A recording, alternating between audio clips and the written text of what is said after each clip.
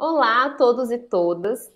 O meu nome é Grace, eu sou professora do Instituto Federal de Brasília, do campus estrutural. Eu sou bióloga, eu trabalho atualmente com a gestão de resíduos e educação ambiental, especialmente junto a catadores. Desenvolvo também um projeto de promoção da saúde junto a esses trabalhadores, em parceria com a Universidade de Brasília. Boa tarde a todas e a todos. Meu nome é Eneida, eu sou professora também do Instituto Federal de Brasília. Sou engenheira sanitarista e ambiental de formação, mestre em tecnologia ambiental e recursos hídricos, e atuo no Instituto, né, como professora dos cursos técnicos em meio ambiente e reciclagem para os jovens e adultos. Bom, hoje nós vamos falar com vocês sobre a questão da gestão de resíduos sólidos urbanos. Bem, antes da gente começar a falar de gestão, a gente tem que começar a entender muito o que é resíduo, né? E o termo que normalmente nós utilizamos, que é lixo, né? Então, o que é lixo? O que é resíduo? Bem, lixo é o nome que normalmente a gente dá, a gente entende, a gente tem a prática de tudo que aquilo que a gente não tem mais interesse, certo? Então, aquilo que não nos interessa mais, seja por qualquer razão, a gente caracteriza como lixo. E estudos vieram mostrando, né, que existe uma grande diferença entre lixo e resíduo, né? Por quê? Porque lixo vem de uma questão pejorativa no sentido de que não tem mais utilidade. E não necessariamente a gente, algo que não nos interessa mais, não significa que ele não tenha mais um valor, né? Então, por conta disso, começou-se a adotar o conceito de resíduos sólidos, né? É um material do qual eu consumi e ele, por algum motivo, ele não tem mais interesse para mim, mas eu consigo dar outra destinação para ele. Em termos de uso, de reciclagem e por aí adiante. De fato, o que não mais, que ele não consegue mais, se quer ser reaproveitado, se quer ser utilizado naquela sua destinação, naquele seu motivo principal, né, para o que ele foi feito, se ele não tem mais utilização nenhuma, não consegue ser mais sequer reconstituído por meio da reciclagem, né, na forma das suas propriedades físicas, químicas e biológicas, a gente então começa a chamar de rejeito. Então, o lixo, ele passou a não ser mais uma palavra que a gente, pelo menos no meio acadêmico, costumamos utilizar, por conta dessa questão pejorativa que ele traz. Então, a gente começa a trazer o conceito de resíduo sólido e também a questão do rejeito, né? Por quê? Porque ele tem uma energia, né? Ele foi o material que foi produzido, que se tornou, seja uma caneta, uma caneca, enfim, o resíduo, aquele material que eu estou utilizando, que eu estou consumindo, para ele ser fabricado, ele tem toda uma história, né? E ele utilizou matérias-primas. E hoje nós temos formas e meios e tecnologias de fazer a recuperação dessa matéria-prima e poder colocar ela novamente numa cadeia, né, no ciclo dela. Então eu começo a dar um valor econômico para esse material. Ele passa a ter um valor e não é mais um lixo, algo a ser descartado. Então eu tenho que tentar reaproveitar ou aproveitar de todas as formas esse valor dele. Ok? Então, a princípio, ele tem um valor econômico. Daqui a pouco a gente explica que ele também tem um valor social. Mas hoje, agora, neste momento, ele tem um valor econômico, ele é um bem econômico. Então, eu não posso mais tratá-lo como lixo. Diante disso, né, em 2010, criou-se, né, a Política Nacional de Resíduos Sólidos. E essa política, ela traz toda essa questão né, da gestão e gerenciamento dos resíduos. Uma das coisas que ela coloca bem é a questão além dela transformar ele num valor econômico, num bem econômico, ela traz o que colocamos como ordem de prioridade, que eu tenho que ver e ter aquele meu resíduo. Então, ela traz 6 ordens. Antes de tudo, a não geração. Essa não geração, né, ela vem muito também de uma política que a gente chama de 3 R's. Hoje, alguns já tratam de 7 até 9 R's, que seria, né, a redução, reutilização e a reciclagem. Então, eu teria esses 3 R's. A redução está muito nessa não geração. O início de tudo é, eu necessito consumir. Uma das coisas que a política traz, ela traz essa questão do consumo. Ela traz bem isso. Então, assim, eu preciso desse material, ele de fato faz necessário? Ok, vou adquiri-lo. Ele não é necessário para mim neste momento, não tem utilidade nenhuma.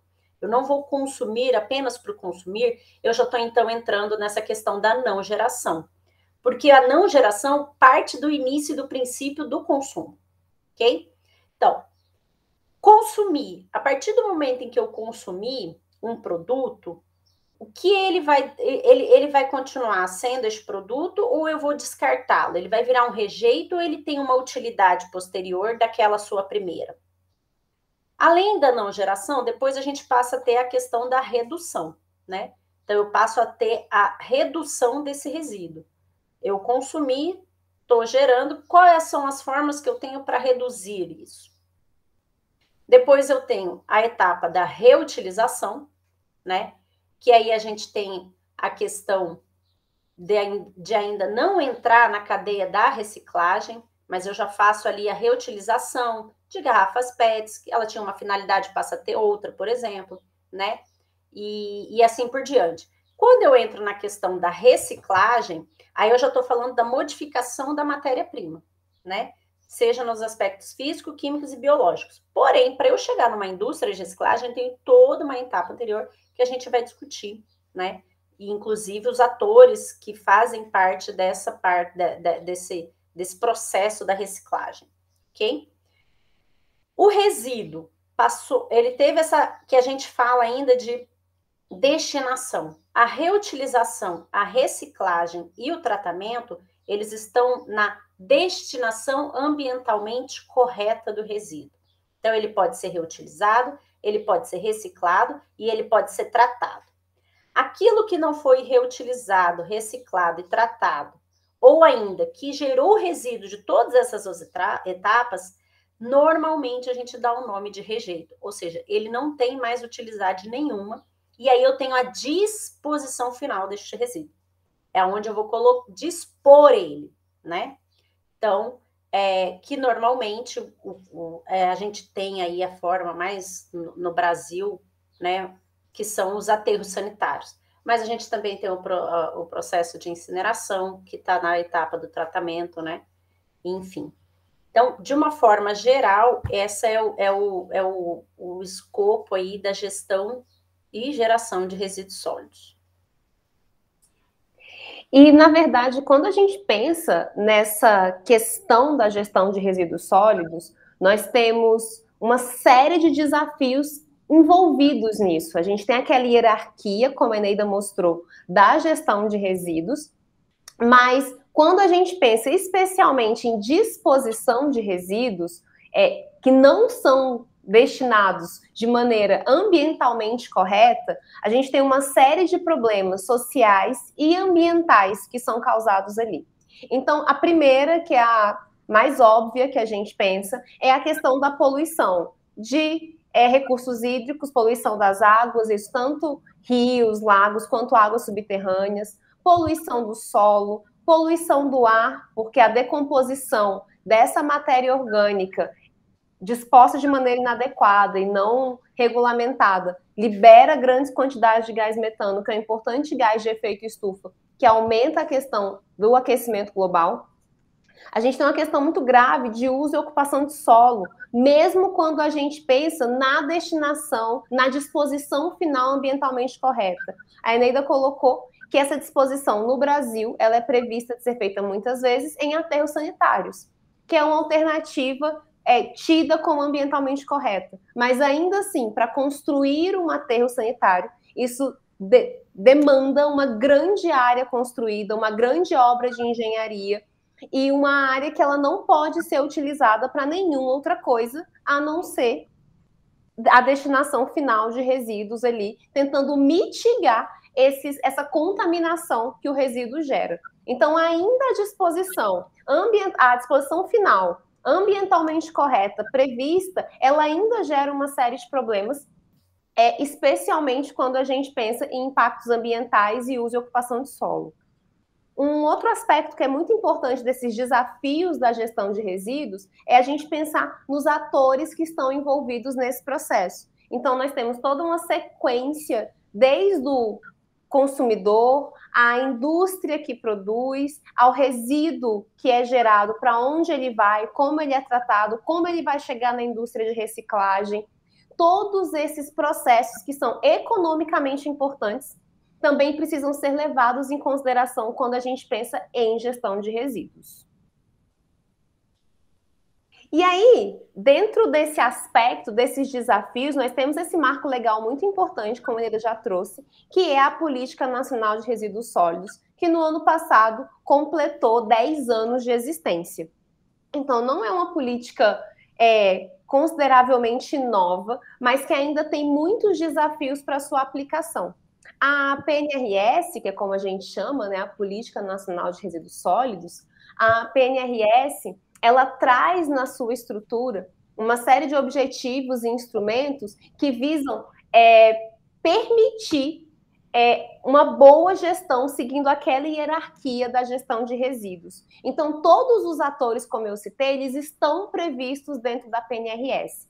Então, quando a gente pensa em uma matéria-prima que ela é retirada e ela vai entrar nesse ciclo produtivo, a partir daí a PNRS já prevê instrumentos para a gente conseguir lidar com esses resíduos sólidos que são gerados. Então, a matéria-prima, quando ela entra na indústria para virar um produto final, você tem os rejeitos da indústria e você tem esse produto que vai ser gerado e consumido. Esse produto que vai ser gerado e consumido, ele precisa ser transportado, distribuído, até chegar no consumidor final. Dentro dessa sequência lógica de fabricação, distribuição, compra, né, a questão do varejo, até chegar ao consumidor, a gente tem questão de resíduos que podem ser gerados e a gente precisa saber qual destinação vai ser dada àquilo. E, ao mesmo tempo, essa matéria-prima que virou esse produto que vai ser consumido, em algum momento, essa matéria-prima vai ser descartada. Esse produto final, desculpa, vai ser descartado. Como isso vai ser descartado, isso também é um papel do consumidor. O consumidor precisa saber qual que é essa destinação que ele precisa dar para cada um desses tipos de resíduo. Seja esse consumidor final, nós, enquanto cidadão individual, seja esse consumidor final um órgão público, uma grande empresa, esse consumidor final tem também uma grande responsabilidade. E a meta dentro da política nacional da gestão de resíduos sólidos é que a maior parte desse material que não vai ser mais utilizado e vai ser descartado, que a maior parte dele vá para a reciclagem. Ir para a reciclagem significa que esse material agora é novamente uma matéria-prima e vai retomar para esse ciclo. E a gente consegue manter um ciclo que é ambientalmente e socialmente sustentável.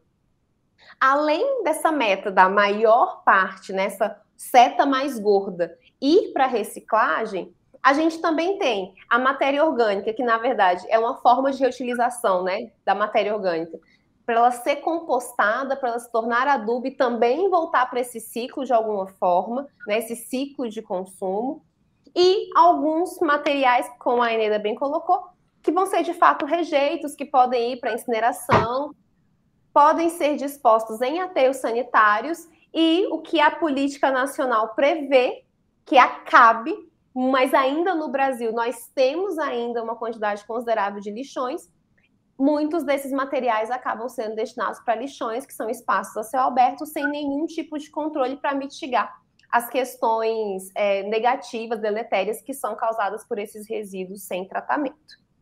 Importante pontuar aqui, né, que a questão de quando a gente, que nem a Grace colocou, do aterro, que ele traz os seus impactos ainda, como qualquer obra de engenharia, precisa de licenciamento ambiental, como qualquer obra, né, de infraestrutura, mas quando a gente compara ele a um aterro controlado ou a um lixão, né, a gente vê o quanto ele traz alguns benefícios. Então, o problema maior que a gente tem com o lixão, para além desses aspectos de contaminação de solo, de poluição ambiental, a gente tem muito atrelado essa questão do social, né?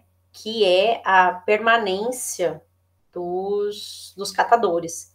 Pessoas que sobrevivem, é o labor deles dentro daquele ambiente insalubre, na forma como ele estava, né? O próprio lixão. Então, isso é um dos aspectos para além da questão da poluição ambiental e contaminação.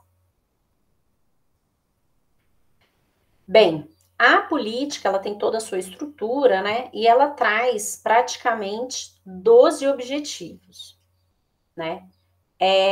Ela traz a proteção à saúde pública e ao meio ambiente, as medidas para não geração, redução, reutilização e reciclagem, né? Ela trata dos bens, obras e serviços, uma tecnologia limpa, o menor volume de periculosidade, né? Então, ela vai trazendo a reciclagem e uso de reciclados, gerenciamento integrado, né, como um plano, como um instrumento, interação entre poder público e privado na questão, né, da responsabilidade, capacitação técnica na área dos resíduos sólidos, recuperação de gastos, né, e ali aquisição de produtos reciclados e recicláveis e a integração de catadores. Se vocês forem observar, tem uns objetivos aí que eles estão pontualmente, né, com um verde mais forte, que é o objetivo 2, que trata das medidas para não geração, redução e reutilização e reciclagem, né? A questão da tecnologia mais limpa, né, na produção, para além da produção do produto, né, como também na tecnologia de beneficiamento dele. A questão do gerenciamento integrado dos resíduos sólidos, que é um dos instrumentos da política, né? A capacitação, então, eu ter um corpo técnico que saiba, né, tratar e mexer e, enfim, trabalhar com as questões do resíduo sólido, a aquisição desses produtos e a integração desses de catadores. Todos são extremamente importantes, mas esses especificamente, eles é onde a gente consegue atuar mais, como é que colocaria, Grace? Mais prontamente, né? Então, trabalhar as medidas de não geração e redução, reutilização e reciclagem, eu tenho uma integração muito forte, por exemplo, com a integração de catadores, para além dos usuários nós, né? Consumidores, produtores de resíduos. Importante também trazer que a política ela traz ali nos conceitos sobre a responsabilidade da geração. Quem são? Pessoas físicas e pessoas públicas, né? Então, privadas e pessoas públicas. Todos nós que geramos temos responsabilidade. E uma das coisas que ela coloca é: quem gera é responsável por aquilo que gera, ok? Isso para qualquer tipo de resíduo, seja sólido, líquido e gasoso. Você é responsável, né, pelo que gera. Nessa responsabilidade, ela traz a responsabilidade compartilhada, traz inúmeras outras definições, só que nós, enquanto pessoas físicas, no sentido de domiciliar, da gestão domiciliar desses resíduos, a gente transfere isso, né, para o poder público. Então, ele, de certa forma, faz a gestão disso, faz parte dele também, na Constituição, fazer este papel. Mas a gente passa isso para ele por forma das tarifas que nós pagamos, por exemplo, para a coleta do resíduo. Isso não exime o fato de que eu sou responsável por ela, por essa geração, né? Não me exime disso. Depois, a política vem trazer sobre outros tipos que a gente vai falar também, da questão da responsabilidade, por exemplo, de grandes geradores, que aí o Estado, né, colocar o órgão público, ele tem apenas uma questão de controle e fiscalização, mas, por exemplo, não mais de destinação, de tratamento desse resíduo e assim por diante.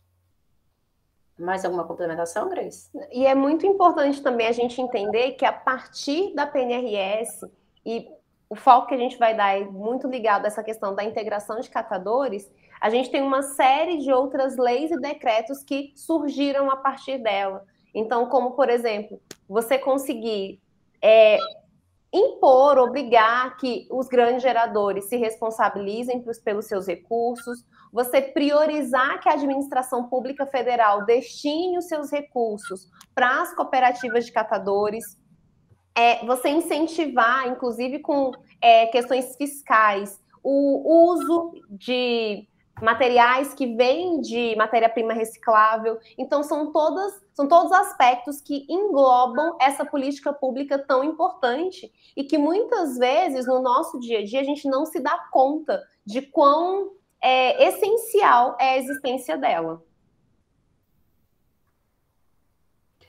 Aí aqui, afunilando, né, trazendo um pouco aqui para o nosso contexto do Distrito Federal, esses são os dados, né, de 2018, né, e quando a gente tinha a coleta, né, de resíduo domiciliar no Distrito Federal. Lembrando que o lixão da estrutural, ou Jockey Club, que é o nome, né, que tinha, ele foi fechado, né, em 2018. Hoje ele permanece apenas para recebimento de alguns tipos de resíduo, por exemplo, resíduo da construção civil, tá? Mas lá em 2018, o Distrito Federal ele tinha uma coleta, importante a gente frisar o que é coleta, né, e o que é gerado. Não necessariamente a gente tem a coleta 100% daquilo que foi gerado, ok? Então, isso é um dado de coleta. São 2.878, enfim, quase 2.900 toneladas dia de resíduo domiciliar. Dessa quantidade em 2018, 184 era feita por meio da coleta seletiva, que tem uma parcela aí muito grande dos próprios catadores, né, nessa coleta seletiva aí, para além do próprio Serviço de Limpeza Urbana, que é o SLU. Então, para além disso, aí 2.000 e quase 700 toneladas da coleta convencional, ou seja, sem nenhum tipo de seleção. Resíduo, da forma como ele é gerado, não é feito nenhuma segregação dele por características de materiais ou o que quer que seja, né? Então, a coleta convencional em termos de 2.700. Dessas 2.700, diretamente, 516 toneladas iam direto para o aterro sanitário, o novo aterro sanitário já construído, certo? Que fica ali próximo de Samambaia. A gente tem as usinas de transbordo, né? Que seria em torno de aí mais 650 toneladas dia, ok? E as usinas, o transbordo e as usinas de tratamento. Nessas usinas, eles têm também a questão da matéria orgânica, né? Se eu não me engano, são 3, né, Grace?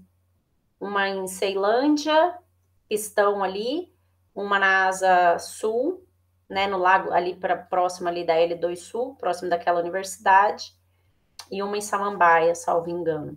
Exatamente. Né?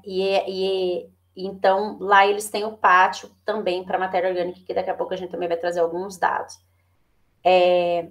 Então, esses dados nos mostram o quanto de desperdício energético nós temos, né? O quanto de bem econômico, trazendo aquele conceito de resíduo sólido e a capacidade dele, da energia dele, da recuperação energética, a gente simplesmente está aterrando, ok?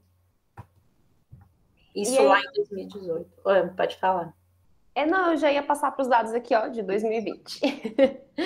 E aí, na verdade, a gente trouxe esse contraponto com os dados do relatório do SLU de 2020, reforçando isso que a Neida trouxe, a questão do lixão da cidade estrutural, como eu imagino que a maioria de vocês saiba, foi considerado durante muito tempo o maior lixão da América Latina. Nos últimos anos, ele era o segundo maior da América Latina. E para o lixão da estrutural, chegavam cerca ali de 3 toneladas dia de resíduo domiciliar, sem nenhum tipo de separação, de tratamento. Todo o resíduo do Distrito Federal ele era destinado para o lixão da estrutural. E em 2018, ocorre o fechamento do lixão como uma aplicação do que está previsto na PNRS. E muitos daqueles catadores que trabalhavam ali, eles ficam sem ter onde trabalhar. Aqueles dados de 2018, eles mostram ali um processo, né, um lixão recém-fechado, ele foi fechado em março de 2018. Então, 2018 foi um ano muito mais complicado para realocar esses trabalhadores. Em 2019, ainda o processo de realocação deles. E em 2020, nós temos um problema que impactou ainda mais a questão da coleta seletiva, desses resíduos que podem ser recuperados e podem voltar para o ciclo econômico, que em março, com a chegada da pandemia, a coleta seletiva no Distrito Federal foi suspensa. Naquele momento de incerteza, de insegurança, a gente não sabia qual era o papel dessa contaminação por superfície. A coleta seletiva foi suspensa e ela só foi retomada em outubro de 2020. Então, nós ficamos de março a outubro no Distrito Federal sem que houvesse coleta seletiva. Então, a maior parte desses resíduos, eles foram destinados durante quase todo o ano para a coleta convencional. Então, a gente tem uma queda muito brusca do total de resíduos obtidos na coleta seletiva. Foi de 58,3 toneladas dia, quando a gente compara com esse dado de 2018. Então, a gente ainda tem uma subutilização desse recurso. O recurso que é um bem econômico e além de gerar renda para todas as famílias de catadores que dependem desse recurso.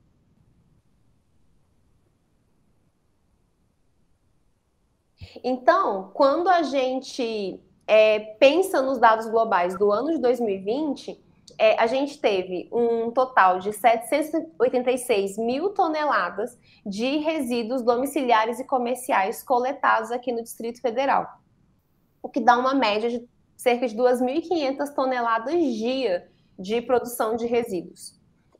Para vocês terem uma ideia de todo esse resíduo coletado, essas 706 mil toneladas coletadas, a gente só teve 18 mil toneladas considerada material reciclável. Isso equivale a cerca de 2,5% de tudo que foi coletado no Distrito Federal, 2,5% foi para reciclagem.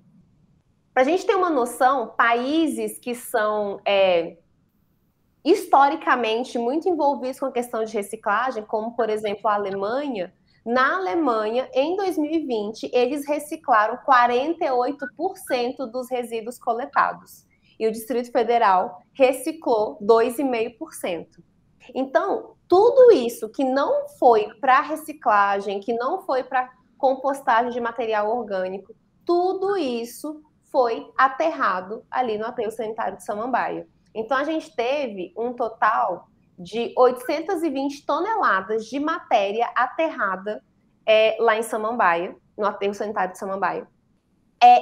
Essa quantidade, ela inclui também questão de resíduo de tratamento de esgoto, tratamento de efluente, que também é levado ali para o aterro. Então, por isso é que a quantidade aterrada, inclusive, é maior que a quantidade coletada de resíduo sólido, para vocês entenderem essa diferença.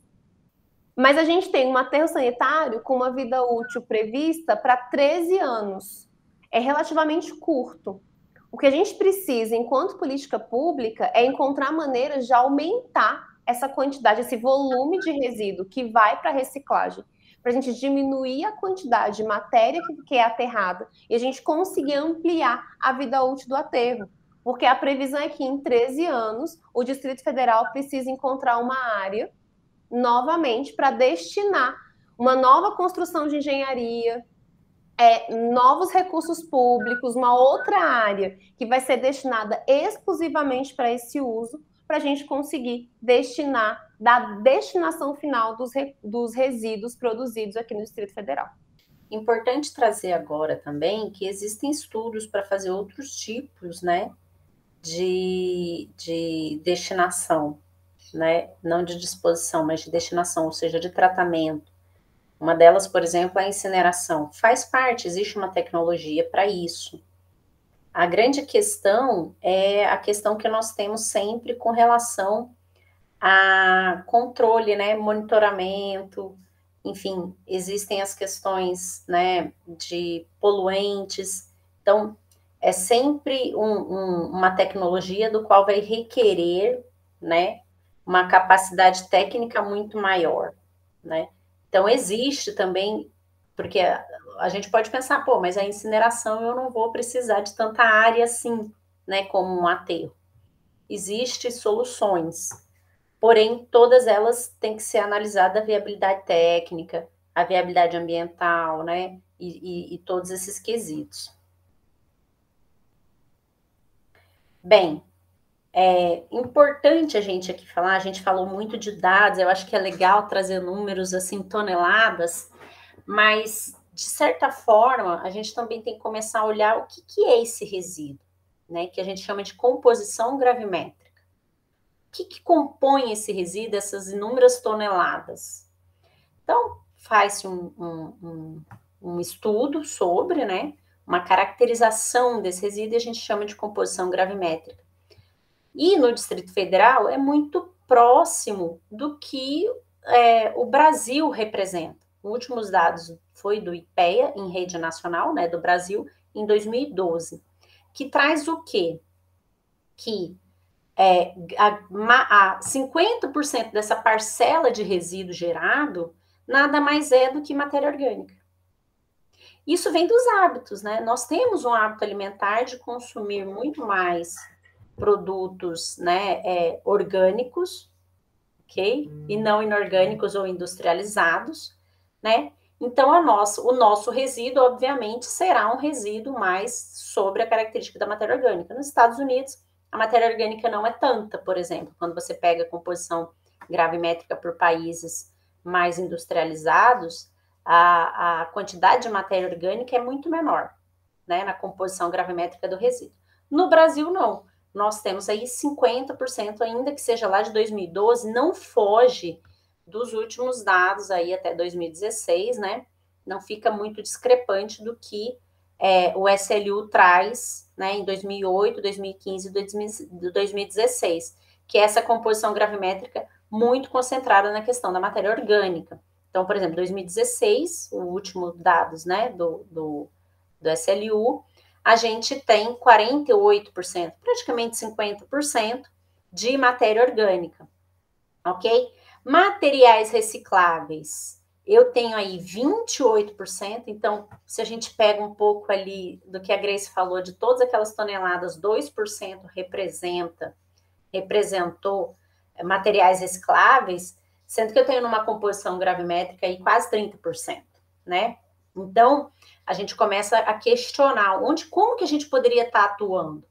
O cinza aí, essa coluna cinza, está representando os rejeitos, aquilo realmente que não tem por algum motivo mais utilidade. E, inclusive, muito resíduo se torna rejeito porque não foi feita uma segregação correta, né? Então, assim, às vezes você tem a mistura de determinado material que inviabiliza aquele outro material para se tornar um material reciclável. A indústria não vai conseguir assimilar isso. Então, eu acabo inviabilizando e ele se torna rejeito, ainda que não fosse, tá? Então, o que eu poderia estar atuando? Primeiro, pensando na questão da matéria orgânica. Gente, matéria orgânica, degradação, né? Então, eu posso fazer um processo de degradação aí da matéria orgânica, né? Como fazer? Então, aí eu já estaria reduzindo substancialmente essa quantidade de resíduo. Depois, a questão da reciclagem, né? E colocar toda essa questão da coleta seletiva, né? Incluir realmente os catadores tanto no processo de educação, né? De sensibilização, enfim, da comunidade. E aí a gente já teria uma redução bem significativa.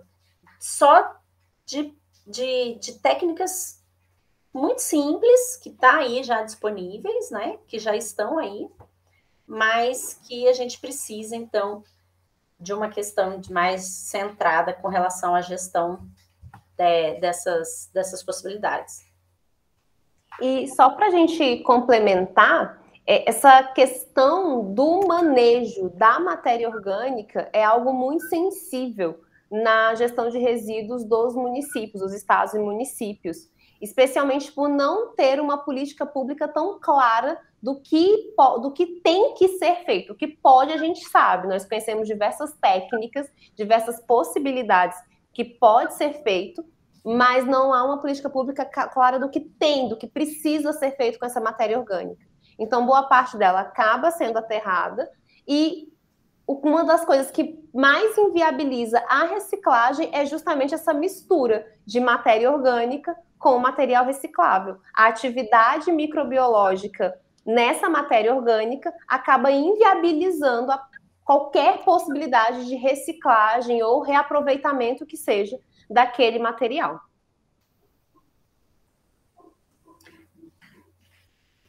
Então, nesse aspecto da gente conseguir tornar mais eficiente a questão do tempo de vida dos aterros, taxa de reciclagem, melhorar a renda para os catadores, é essencial que o Estado invista em coleta seletiva.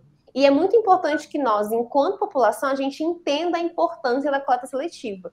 Então, quando a gente pensa em coleta seletiva, ela vai sim garantir renda para as famílias que dependem desses resíduos. A partir dela, a gente tem uma melhoria da limpeza das cidades, porque a gente consegue dar uma destinação correta, ambientalmente correta, para a maior parte dos resíduos. A gente reduz nível de poluição, então automaticamente a gente protege rio, lago, oceano, protege biodiversidade.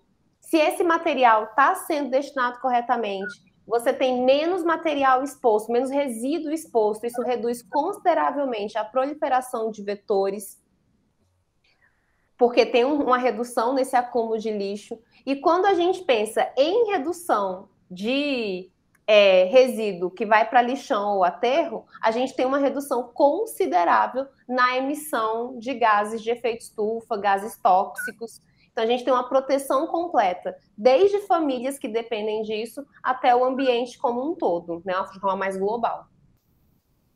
E o que a gente vê, a gente tem alguns dados, como eu tinha mostrado antes para vocês, que durante a pandemia aqui no Distrito Federal, a gente teve um grande impacto nessa coleta seletiva. Então, aqui a gente trouxe uns dados do SLU em maior detalhe, mostrando quantas toneladas de resíduos de coleta seletiva foram coletados a cada ano.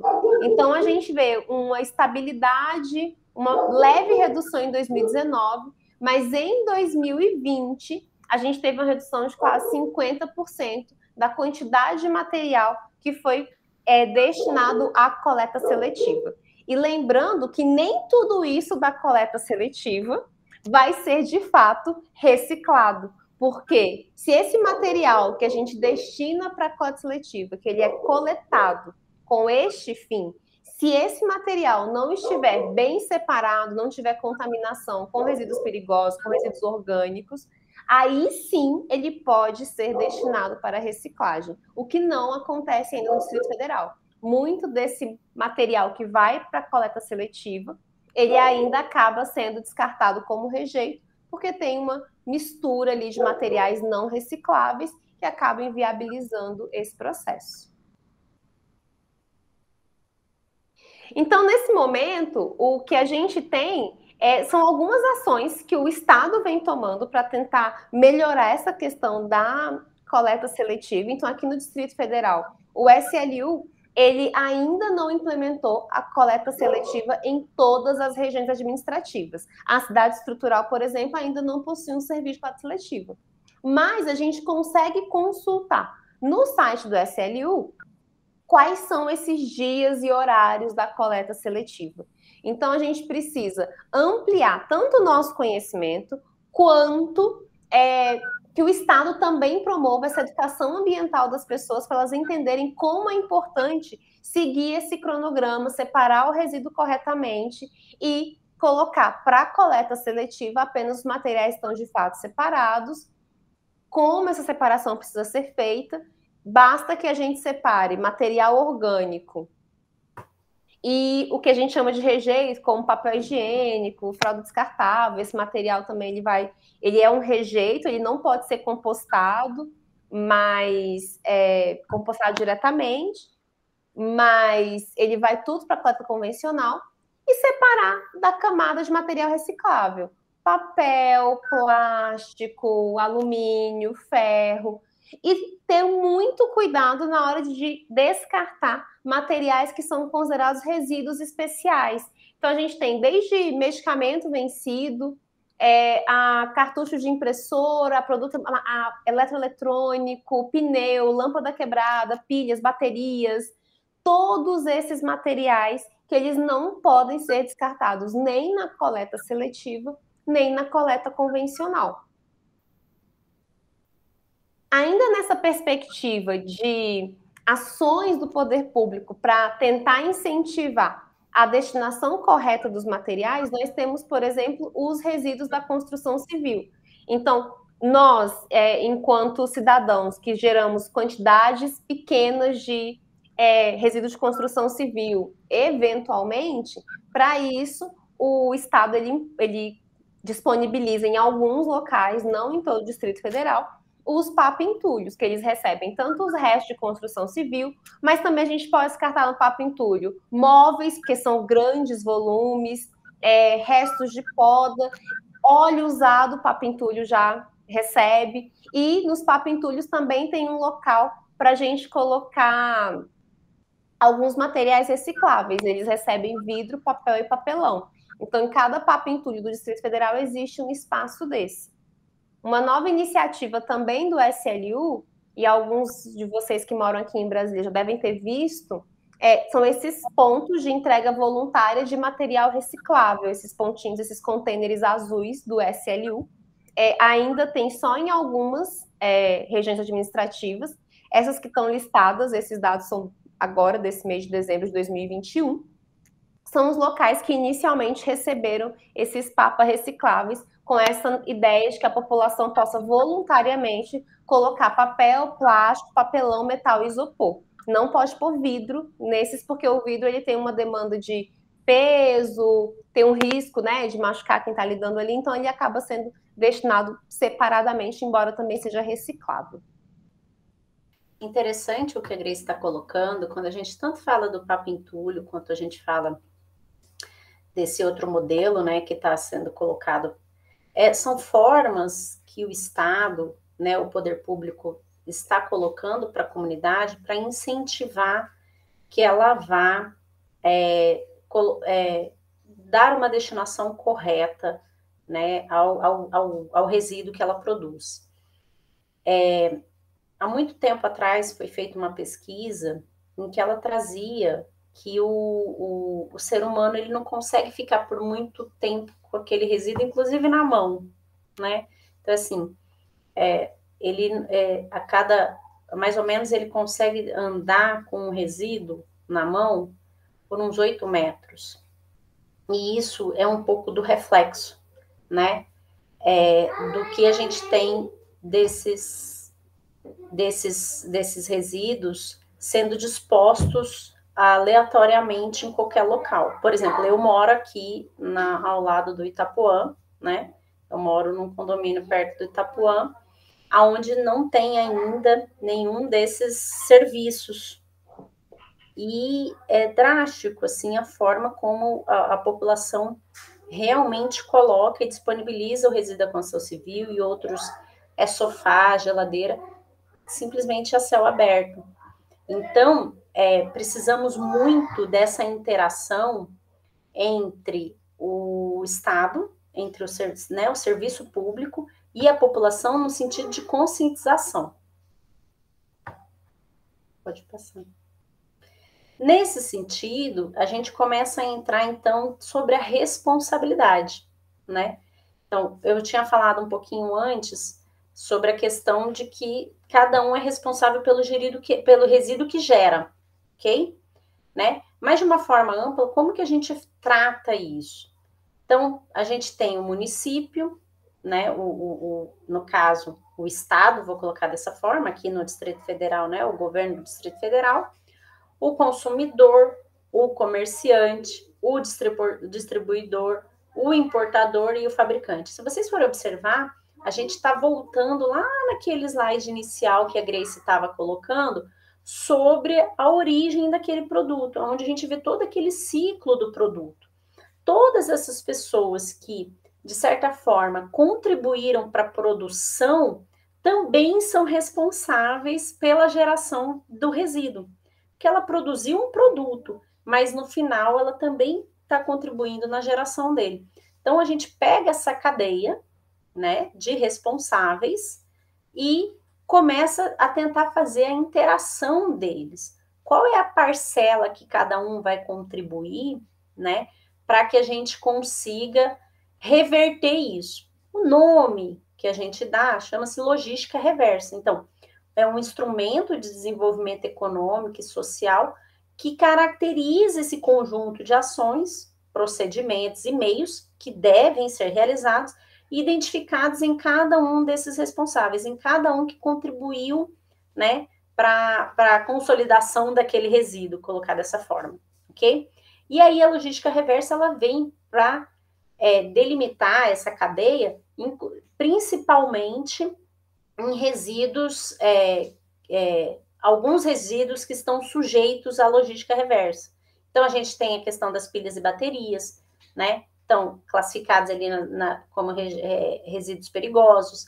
A gente tem os pneus, né? Então, porque assim, eu tenho muita dificuldade depois de dar uma destinação final para ele correta. Então, eu tenho que fazer o retorno dele, né? Nessa cadeia, por isso que é a logística reversa dela.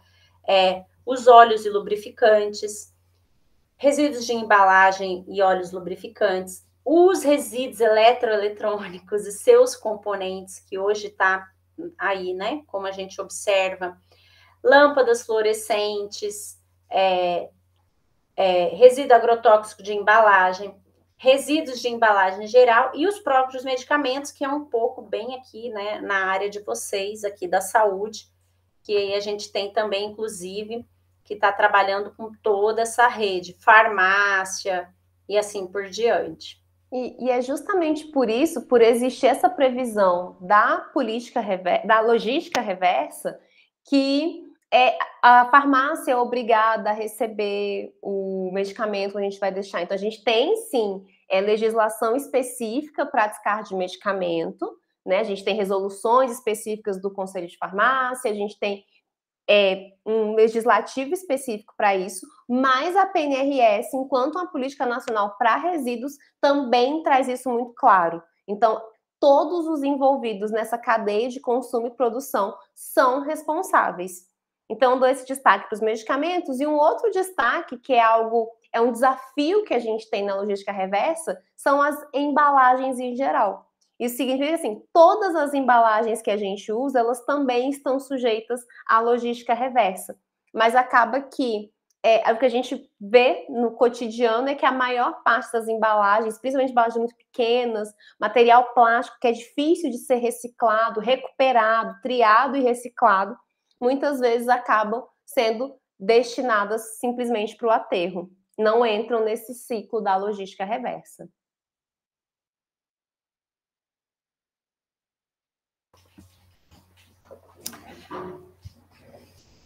Aí, estão me vendo? Desculpa.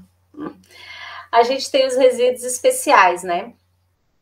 Bem, ainda nessa questão do responsável, por mais que cada um que gere é o responsável pelo que gerou, a gente tem agora caracterizados ou categorizados em resíduos de grandes geradores, os próprios resíduos de serviço de saúde, né, os resíduos sólidos de serviço de saúde, que a política traz também dentro do PGRSS, então os planos de gerenciamento de resíduos de serviço de saúde que vocês estão mais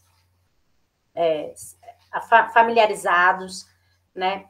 Os resíduos de construção civil, os resíduos sólidos da construção civil, resíduos industriais, resíduos de serviço de saneamento. A Grace, um pouquinho atrás, falou daquela diferença da tonelada, né, que vai para o aterro, que é proveniente das estações de tratamento de água e das estações de tratamento de esgoto, né? Então, todo o processo de tratamento daqueles efluentes ou do próprio da água potável que chega na sua casa, ela tem que ser retirado os resíduos, os poluentes, os contaminantes que estão ali, e isso gera os lodo, né? É o lodo. Então, é o lodo da estação de tratamento de água, é o lodo da estação de tratamento de esgoto, e isso se torna resíduo semissólidos, resíduos sólidos, que também são, que aí, no caso, a companhia de saneamento, ou enfim, quem gera com isso, é o responsável, né? Que é um dos resíduos especiais, são esses resíduos de serviço de saneamento. Resíduos de serviço de transporte, os resíduos pastoris e os resíduos de mineração. Todos esses são resíduos especiais e que para cada um deles eles têm que ter, né, o empreendedor, no caso, ele tem que ter um plano de gerenciamento próprio que vai colocar desde a gestão interna no estabelecimento até a coleta, a disposição e a destinação final dele. Passa a ser responsabilidade desse grande gerador. Aqui no Distrito Federal, a lei própria, inclui, por exemplo, os resíduos de serviço público, né, comércios. Resíduo de serviço público, ainda o SLU está fazendo a coleta desses resíduos. E tudo isso que a gente vem conversando se alinha muito com a Agenda 2030 da ONU, com os seus 17 Objetivos do Desenvolvimento Sustentável. Então, a gente tem essa agenda mundial, um acordo firmado, e a gente consegue pensar que a gestão de resíduos, uma boa gestão de resíduos, ela é importante também para a promoção desses objetivos do desenvolvimento sustentável. Principalmente quando a gente pensa em consumo e produção responsável, a gente falou o tempo inteiro, consumo, produção, reciclagem. Quando a gente pensa em erradicação da pobreza, no resíduo como um bem econômico e gerador de renda, e também quando a gente pensa na construção de cidades e comunidades sustentáveis, que a gente diminua ao máximo o desperdício de energia e de recurso. Trazer o resíduo de volta para o ciclo produtivo quer dizer diminuir desperdício. Então, essa é a mensagem que a gente deixa ao final dessa apresentação. E qualquer dúvida que vocês tiverem, podem entrar em contato conosco. Obrigada. Petrusa, aí a gente pode entrar na outra apresentação? Sim, pode entrar. Oi, gente, desculpa aquela hora. Minha filha entrou aqui rapidinho.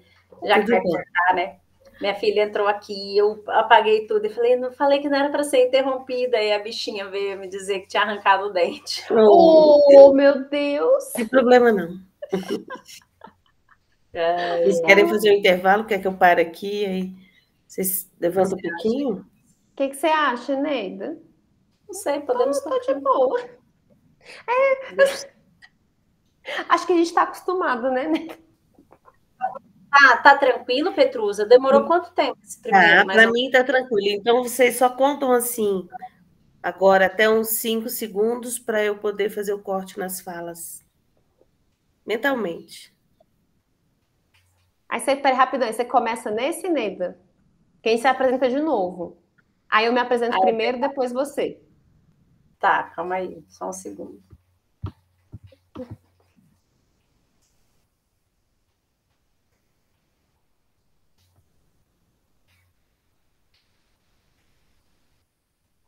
Tá. Olá a todos, né? Sejam muito bem-vindos.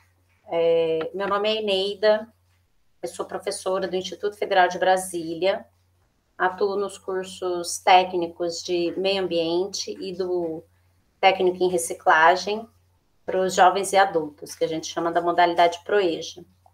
Sou engenheira sanitarista e ambiental de formação, tenho mestrado em tecnologias ambientais e recursos hídricos, né?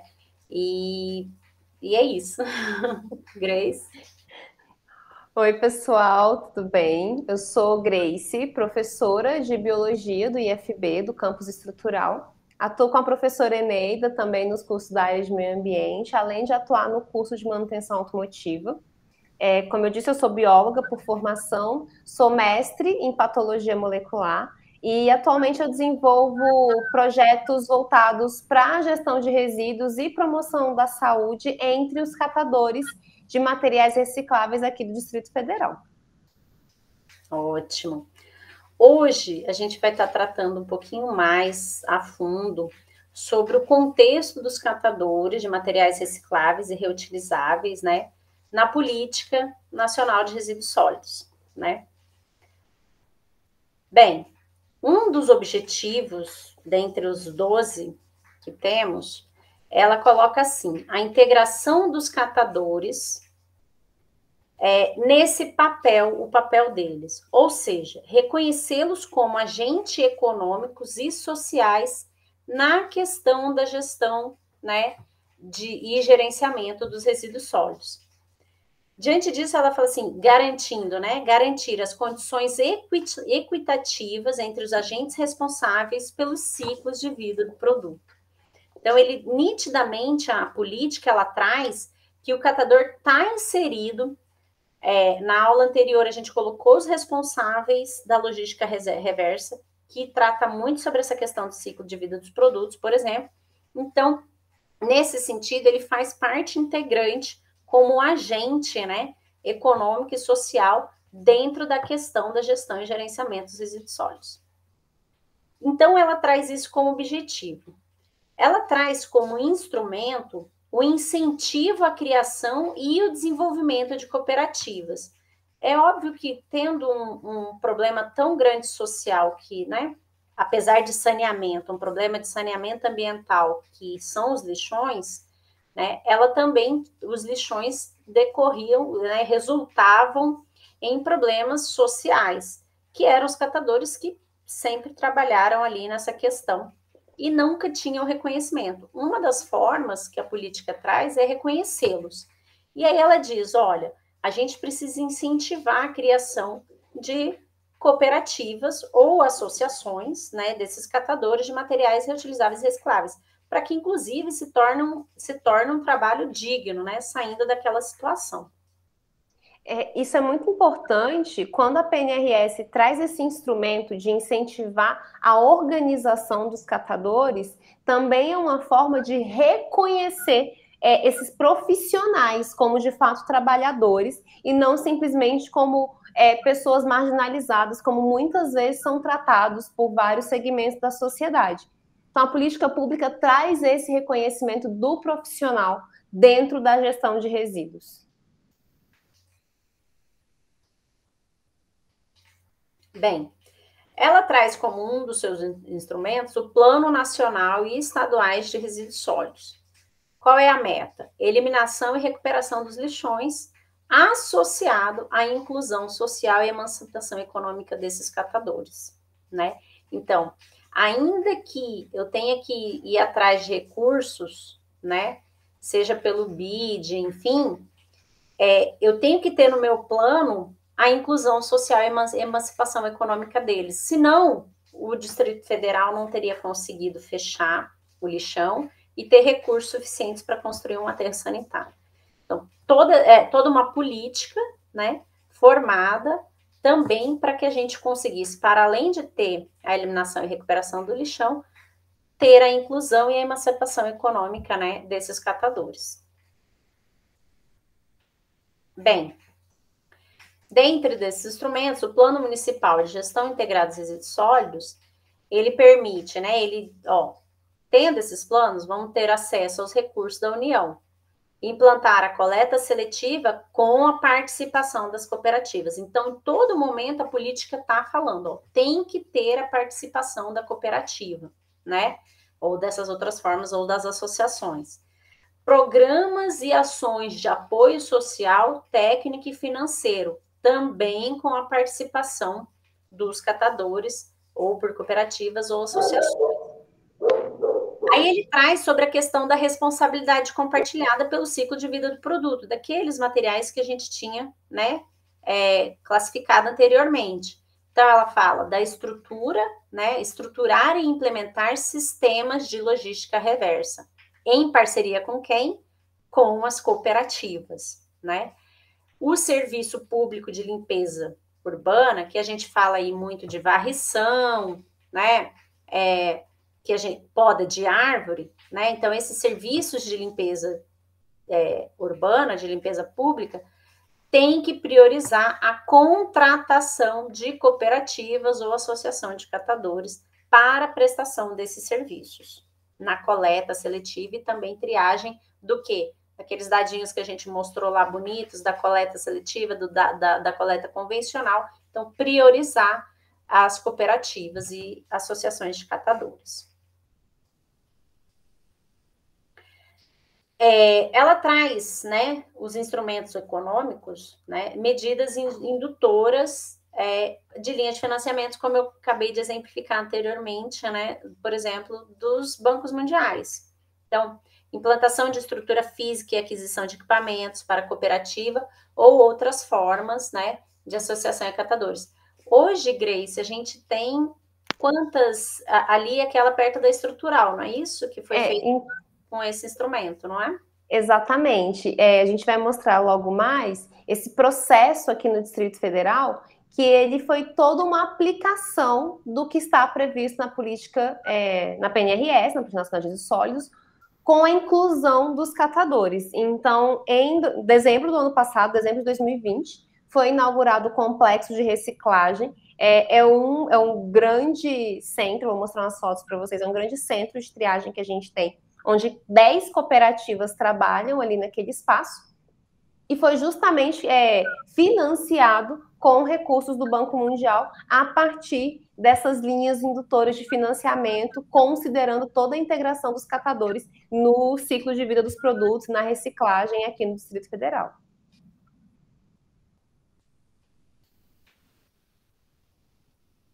Então, pegando esse gancho, a gente tem justamente esse momento, né, de você criar esses projetos, né, de conceder esses incentivos fiscais, financeiros, para conseguir comprar maquinário, fazer instalação, dar qualificação para esses trabalhadores. A gente tinha um gargalo muito grande aqui no Distrito Federal, que a maior parte desses catadores, eles trabalhavam apenas no lixão. Então, eles não tinham familiaridade com a questão de equipamento, fazer manutenção, como trabalhar naquele espaço. Então, também precisa de medidas para qualificar de maneira adequada esses trabalhadores com o fechamento do lixão.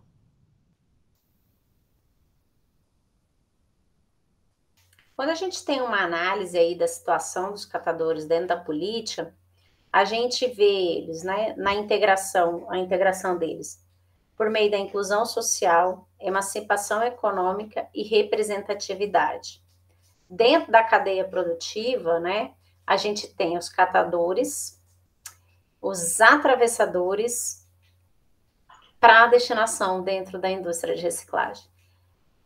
Isso é um aspecto importante dentro dessa cadeia produtiva, que a gente chama dos atravessadores, é porque eles se utilizam muito dessa condição, das vezes eles não estarem em formas de associação, em formas de cooperativa, em que eles consigam realmente estar estruturados para conseguir, para além de fazer a coleta seletiva, a triagem e fazer a venda para as indústrias, muitas vezes existe um gap, né, nessa questão da venda para chegar na indústria, e eles perdem muito dinheiro nesse segmento, nessa faixa, que é onde a gente tem os atravessadores que muitas vezes empresas privadas, né, em que eles conseguem fazer maior esse diálogo aí com as indústrias. Então, é um dos entraves que a gente tem.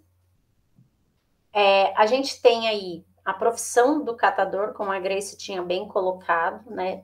Então, a CBO, né, ela traz ali, em 2002, reconhece o catador de material reciclável. Tem aí também uma outra ação, que é o projeto Lixo e Cidadania, e tivemos, eu não lembro agora o ano, o programa Pro Catador, ok? Pode falar. Essa questão de você valorizar a profissão do catador e você reconhecê-lo de fato como um agente socioambiental, que é o que eles são, isso foi um processo muito importante. Quando a gente tem uma CBO reconhecida para uma profissão, a gente consegue, inclusive, começar a lutar por direitos trabalhistas, por proteção à saúde, por condições mais adequadas de trabalho, coisa que nos lixões esses trabalhadores não têm. Então, quando a gente vem nesse processo de fechamento de lixões e inclusão social desses agentes sociais que a gente tem socioambientais, que são os catadores, a gente precisa ter toda uma política pública de projetos para desenvolver melhor o trabalho deles. Então, a gente tinha alguns programas que foram, infelizmente, extintos, como esse programa Pro Catador. Ele foi extinto, salvo engano, acho que foi 2016, 17, eu não tenho muita certeza. Mas que são justamente programas de inclusão social desses profissionais, inclusive por um pagamento melhor dos serviços ambientais prestados. Porque a gente sabe que, enquanto agentes socioambientais que são, os catadores, eles, mesmo no lixão do Distrito Federal, o trabalho dos catadores no lixão do Distrito Federal tornou possível uma vida útil maior naquele espaço, porque eles retiraram daquele local toneladas e toneladas de materiais ao longo de quase 60 anos, permitiram que esse material retornasse ao ciclo produtivo. Então, eles são agentes economicamente ativos, economicamente importantes, ambientalmente importantes aqui para o nosso espaço, né, para o nosso território. Então, é muito importante também valorizar, através de pagamento, esses serviços ambientais prestados. Exatamente. E rapidamente aí no contexto sócio-histórico, né, aquilo que a gente estava que eu pontuei sobre resíduos e o valor que ele tem agora, não mais um lixo, né, e sim um resíduo sólido, um bem de valor econômico, traz, né, essa emancipação, por exemplo, essa consideração para os serviços dos catadores até então prestados, né? A gente tem o contexto da exploração do trabalho, porque a gente pode colocar dessa forma, desse relato que a Grace acabou de trazer, né? E também um próprio cenário de exclusão e exploração. E uma coisa que é muito interessante, dentro da construção da política nacional, a Política Nacional de Resíduos Sólidos, ela demorou mais de 10 anos para ser construída, ainda foi no final da década de 90 que se iniciaram as primeiras plenárias e oitivas para começar a construção dessa política, que só foi aprovada em 2010. Mas a gente teve uma coisa muito importante nesse processo de construção da política nacional, que o Movimento Nacional dos Catadores era um membro integrante do GT responsável pela construção dessa política. Então, nesse período de construção, foi uma construção participativa, a gente tinha membros, tinha um comitê interministerial com diversos ministérios, então tinha integrantes do governo de diversos ministérios diferentes, e a gente tinha sociedade civil organizada. E um ator muito importante e muito atuante na construção dessa política foi justamente o Movimento Nacional de Catadores. Então, isso permitiu com que eles estivessem ali presentes na política pública de forma muito ativa. A gente já falou um pouquinho na aula anterior, mas só para resgatar sobre a responsabilidade compartilhada, né? E essa questão da integração dos catadores. Então, ter uma visão sistêmica com relação à gestão dos resíduos, você está ali para ter o desenvolvimento sustentável, a cooperação entre poder público, o setor empresarial e outros segmentos da sociedade, né? Novamente, eu ter esse caráter e conceituar o resíduo sólido como um bem de valor econômico, né? E o direito à informação e ao controle social. Então, essa responsabilidade compartilhada, com essas diretrizes, eu consigo fazer a integração dos catadores neste movimento. Como nós explicamos anteriormente na aula passada, né, a logística reversa, né? Então eu tenho a restituição do resíduo na cadeia produtiva dele, no ciclo de vida dele. E aí eu posso ter a inclusão social e emancipação econômica desses catadores, né? Por meio da contratação de cooperativas, a participação social, né? Então eu tenho a representatividade na elaboração dos acordos. Tudo isso a política traz, porque a política traz os acordos setoriais, né? Integração na responsabilidade compartilhada com o setor empresarial. Então, quando a gente pensa no papel do catador, e quando a PNRS ela traz como instrumento a organização desses catadores em cooperativas ou associações, a gente tem uma série de objetivos que podem ser alcançados a partir disso. Então, quando a gente valoriza o catador como um agente formal da gestão integrada e não apenas como um trabalhador marginalizado, quando a gente consegue dar esse valor para o resíduo, automaticamente a gente consegue estimular uma melhoria na qualidade dessa matéria-prima. E quando está escrito aí, ó, matéria-prima, a gente está falando desse resíduo que vai ser destinado para reciclagem. Então, quando a gente fala que esse resíduo não é lixo, que foi o início ali da nossa primeira aula, nosso primeiro encontro, esse resíduo, ele não é lixo, ele é um bem econômico, ele é uma matéria-prima. A gente automaticamente, quando a gente começa a dar melhores condições de trabalho, a gente reduz os riscos à saúde desses trabalhadores que estão expostos a uma série de riscos ocupacionais. Vocês vão ter ainda encontros sobre isso. Melhorando a qualidade do resíduo, a gente consegue garantir renda para esses trabalhadores. E ao garantir renda, a gente diminui a vulnerabilidade às quais essas pessoas estão muito associadas. A maioria desses trabalhadores, eles vivem em locais com condições precárias, sem acesso a saneamento básico, água tratada, rede de esgoto. Muitos deles estão vivendo em insegurança alimentar. Então, o nosso papel enquanto sociedade, o papel do Estado enquanto gestor público, é justamente garantir uma renda. A gente tem a matéria-prima, a gente tem o bem econômico disponível em toneladas. A gente gera toneladas desse recurso. O que a gente precisa gerenciar para garantir essa renda. Além disso, é muito importante dar esse empoderamento para os catadores. E quando eles estão organizados profissionalmente, quando eles se reconhecem como profissionais, e muitas vezes isso acontece dentro dessas associações ou cooperativas, a gente consegue também vê-los ocupando esses espaços de governança, buscando essa representatividade, buscando espaços de liderança, o que também é muito importante, dar voz para quem é realmente o interessado nesse contexto. Então, isso a gente trouxe de novo esse conceito, porque realmente é algo muito importante de ser internalizado. A gente espera que com essa discussão sobre lixo, resíduo, gestão de resíduo, catador, que quando cada um olhe para o seu resíduo gerado em casa, não olhe mais como lixo, olhe para aquilo de fato como um bem que tem valor econômico, social e que é capaz de gerar trabalho, renda e cidadania. Porque é isso que o resíduo é. Ele não é um simples lixo. Nesse aspecto,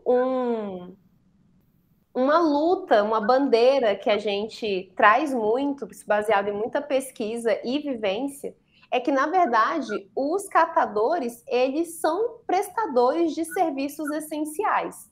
E eu acho que uma coisa a gente pode estar tanto em catadores como em outros profissionais que trabalham com a questão dos nossos resíduos, né? Os garis, outros profissionais que lidam diretamente com os nossos resíduos. Se a gente pensar, nós aqui enquanto professoras, se a gente faz uma greve, os impactos da nossa greve, por exemplo, eles vão ser sentidos ali semanas depois. É um serviço muito importante que a gente presta para a sociedade, mas se um catador, se um gari, se eles resolvem fazer greve em um dia, a gente já tem o caos instaurado nas cidades. Então, é um serviço que ele é muito demandado diariamente por uma quantidade muito grande de profissionais. E a gente não reconhece esse papel da essencialidade que eles têm. Aqui no Brasil, a gente tem, na maior parte dos municípios, serviços de limpeza, empresas, ou enfim, né, o serviço de limpeza urbana estruturado para conseguir fazer uma grande parte da coleta. Mas os catadores, eles ainda são muito importantes, tanto nesse serviço de coleta e principalmente no serviço de triagem desses resíduos. A gente tem alguns países em desenvolvimento, alguns países, especialmente no continente africano, que não tem esse serviço prestado pelo agente público. E os catadores são responsáveis por 100% do serviço de coleta de resíduos nesses locais. Então, quando a gente pensa no mundo, isso só pensando em catadores que estão organizados de alguma forma, sem contar com os catadores autônomos que a gente vê trabalhando na rua, que também são muito importantes para reduzir essa quantidade de resíduo que chega lá no aterro. A gente tem 15 milhões de catadores no mundo inteiro, 390 mil catadores aqui no Brasil, e só no Distrito Federal, com os dados do ano passado do SLU, são 1.187 catadores que estavam cadastrados no ano passado para prestar esses serviços. Então, quando a gente olha... Sem contar os autônomos. Lembrando, sem contar os autônomos. Isso é muito importante reforçar. Esses são os dados de catadores organizados em associações e cooperativas. Então, a gente tem esse dado, que é um observatório mundial dos catadores, que ele mostra como a gente tem os catadores se organizando no mundo, especialmente em países do hemisfério sul. Então, esses dados, essa estimativa de 15 milhões de catadores no mundo, na verdade, no mundo, entre aspas, nesses países que têm esses dados concretizados e como eles participam da gestão de resíduos ali, né? Quando tem, assim, algum tipo de organização. Mas, certamente, esse número é infinitamente maior quando a gente considera os países que não têm esses dados consolidados e os catadores que trabalham de forma autônoma, fora de associações ou cooperativas. Então, trazendo de volta aqui o cenário para o Distrito Federal, a gente tem aqui algumas fotografias. Essa primeira fotografia é de um dos prédios do complexo de reciclagem que foi inaugurado, como eu disse, em dezembro do ano passado. Então, é um local que conta com 2 galpões principais, em cada um deles tem 2 esteiras para fazer essa triagem dos resíduos. E tem um terceiro prédio onde esse material triado ele é pesado e é comercializado. Então, é uma estrutura onde 10 cooperativas trabalham. Hoje a gente tem mais de 20 cooperativas no DF com contratos com o SLU, tanto para prestar serviços de coleta, triagem e comercialização desses resíduos. Ao lado, a gente tem com as esteiras amarelinhas, uma outra instalação de recuperação de resíduos, também fica na cidade estrutural. Foi a primeira que foi recém-inaugurada logo após o fechamento do lixão. Então, quando a gente tem o fechamento do lixão, quem tiver acompanhado o fechamento do lixão aqui no Distrito Federal, teve muita resistência dos catadores no fechamento do lixão, porque toda a renda deles vinha dali. Eles iam ali diariamente e faziam a triagem, a venda desse material e tinham a renda deles garantida.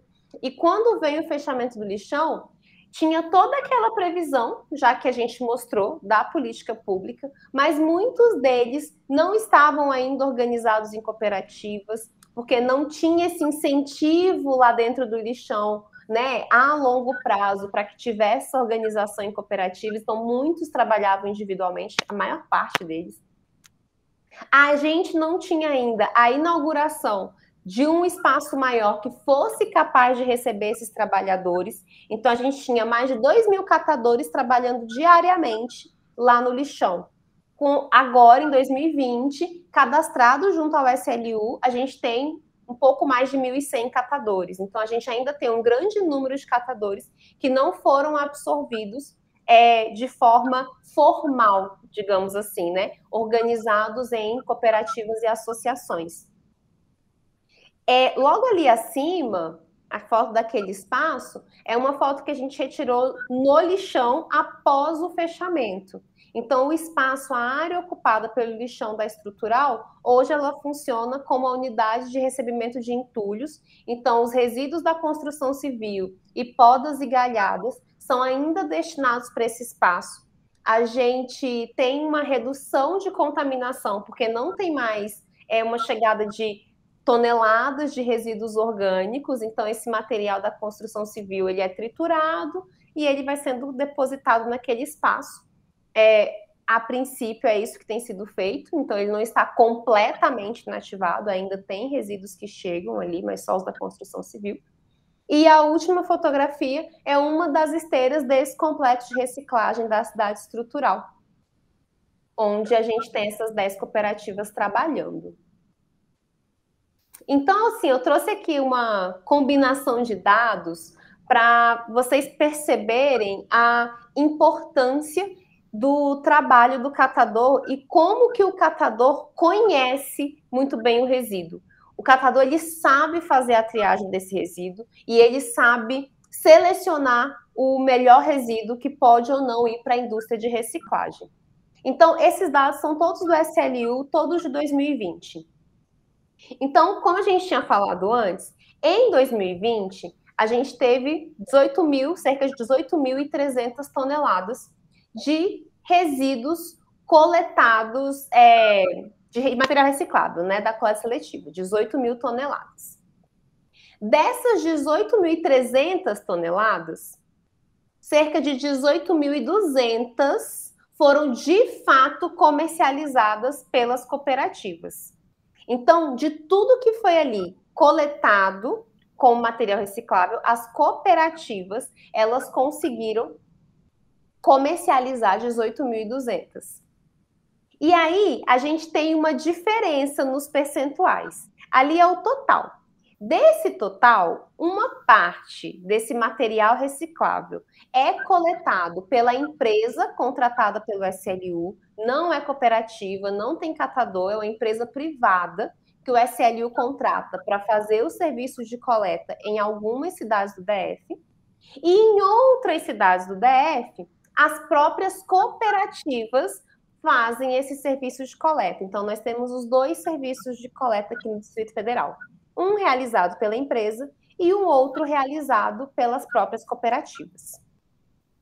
Quando a empresa faz esse serviço de coleta do material reciclável, dito reciclável, o aproveitamento desse material, ou seja, o que é de fato reciclável, que pode ser aproveitado, é de 37%. Todo o resto, certo? Todos os 53? Ih, tô ruim de fazer conta. Todo o resto de 63. 63, engoli 10. Os 63% restante, ele é rejeito, vai para o aterro. Quando a própria cooperativa faz esse serviço de coleta do material reciclável, o índice de aproveitamento vai para 81%. Ou seja, os catadores, quando eles fazem o serviço de coleta do material reciclável, eles fazem junto às comunidades um trabalho de educação ambiental, explicando de maneira muito mais clara e direta como precisa ser feita a separação, para que aquele material possa ser de fato reciclado. Então, a gente precisa de política pública, tanto para incluir o catador na triagem, mas também para incluir o catador na coleta e na educação ambiental da sociedade. Porque a gente tem dados que mostram que claramente ele sabe como fazer isso. E aí, pensando nessa questão da inclusão dos catadores e o papel da PNRS para incluir esses catadores, a gente traz algumas considerações finais sobre esse aspecto. Então, quando a gente pensa, a gente precisa redefinir o próprio papel do poder público nessa questão. Então, a capacidade política que o poder público tem para regulamentar o mercado da reciclagem, para regulamentar o papel de cada um dos atores dessa indústria, para criar instrumentos políticos, então, instrumentos regulatórios. Então, a gente tem todo um papel do poder público que é muito importante nessa inclusão.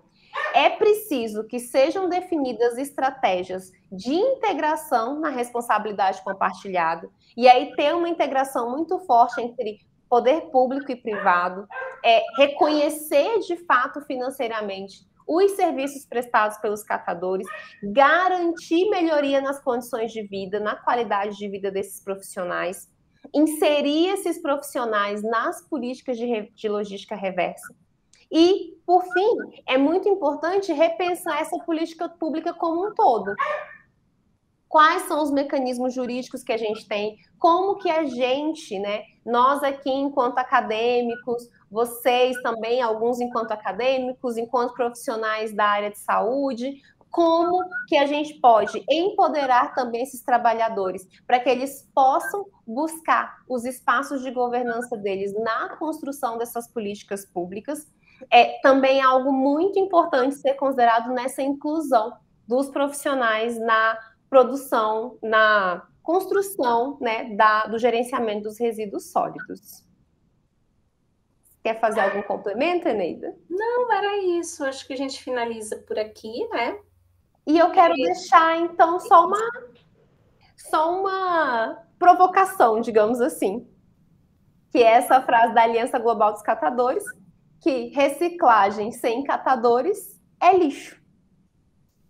Então, relembrando tudo que a gente conversou. Vamos lá o nosso primeiro slide sobre o conceito de resíduo sólido, lixo e rejeito. No final, a gente tem isso. Fica aí novamente os nossos contatos, né, Grace? Exatamente. E estamos à disposição. Obrigada. Muito obrigada.